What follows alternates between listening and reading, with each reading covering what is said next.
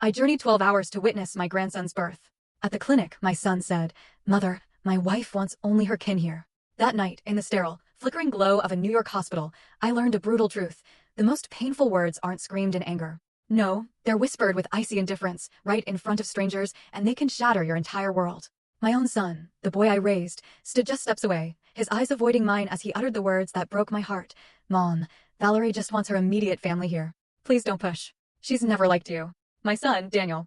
Those were his words. The same eyes that I saw open for the first time 32 years ago now held a flicker of shame, a desperate plea for me to disappear, as if I were some inconvenient secret. I stood there frozen. The world went silent around me. The hurried footsteps of nurses, the distant beeps, the murmurs of life. Everything faded into a dull hum, as something inside me, something deep and fragile, simply shattered.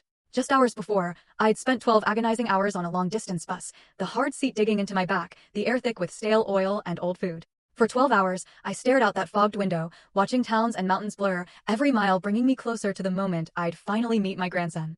I'd played it out in my head 1,000 times, holding that tiny, perfect baby, feeling his warmth, smelling that sweet, new baby scent against my cheek. I pictured Daniel's proud smile as he introduced his son to me, Valerie, tired but happy, finally letting me help.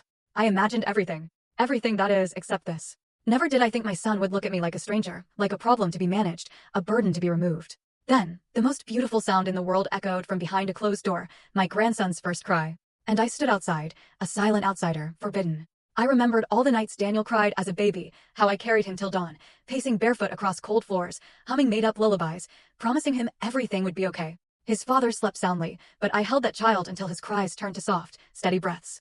I remembered the fevers, the rushed trips to the ER, the quiet fears only a mother truly knows. And now that same child, the one I'd protected with my very life, was telling me I wasn't welcome at one of his life's most precious moments. My name is Amy Carter. I'm 61 years old.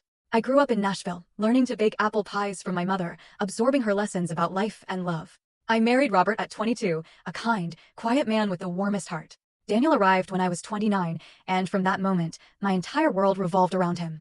Then, when Daniel was 15, Robert died suddenly. No warning, no goodbye. He just left, like a door closing without a sound.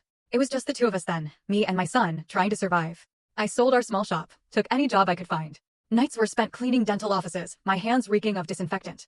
Afternoons, I worked as a receptionist, coming home with aching feet and a sore back. But I always smiled for Daniel. He was my reason, my entire purpose. And now, that same son looked at me with eyes full of a terrifying distance.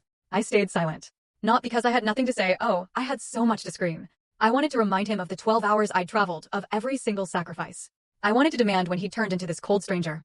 Full story on the channel. Link below. Click now and watch what happened next.